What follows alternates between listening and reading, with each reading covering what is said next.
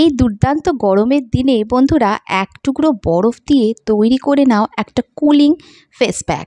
এই ফেস প্যাকটা ইউজ করলে তোমাদের স্কিনের যে কোনো প্রবলেম, যদি স্কিন খুব জ্বালা পোড়া দেয় ঠান্ডা হবে, স্কিনে যদি র্যাশ ব্রণ থাকে সেগুলো আস্তে আস্তে চলে যাবে, আর স্কিনে একটা সুদিং এফেক্ট দেবে।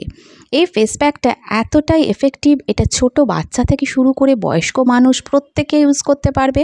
আর এটা ইউজ করলে তোমাদের স্কিন এতটাই ডিট্যান হবে যে তোমরা কল্পনাও করতে পারবে না।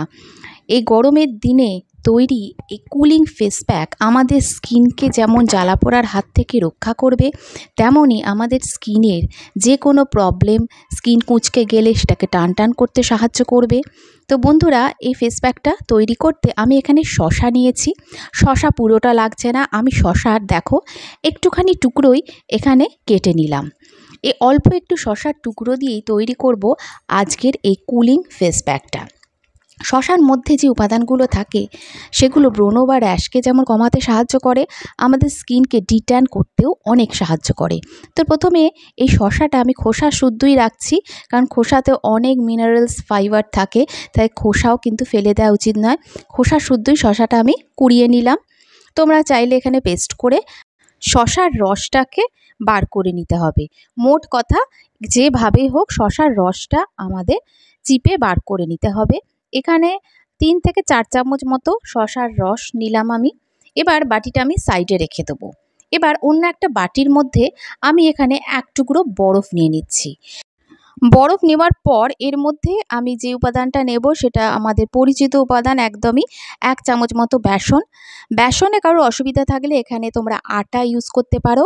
আর নিয়ে নিচ্ছি 1 চামচ মতো কমলা লেবুর খোসার গুঁড়ো বা অরেঞ্জ পিল পাউডার। আর এখানে যে উপাদানটা আমাদের স্কিনের র্যাশ ব্রণের হাত থেকে বাঁচায় সেটা হচ্ছে নিম পাতার গুঁড়ো। নিম পাতা শুকিয়ে গুঁড়ো করেও নিতে পারো, বা মার্কেটে এখন নিম পাতার গুঁড়ো প্যাকেট পাওয়া যায়, সেটা কিনে নিতে পারো।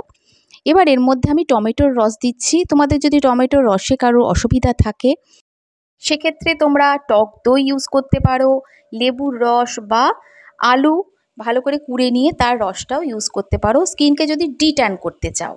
এবার এর মধ্যে আমি দিয়ে দিচ্ছি 3 থেকে 4 চামচ মতো শসার রস। এবার এটাকে একটুখানি মিক্স করে নিয়ে আমি সাইডে রেখে দেবো কিছুক্ষণের জন্য, যাতে বরফটা গলে যায় একটু, আর পুরো প্যাকটা একদম ঠিক পেস্টে তৈরি হয়ে যায়।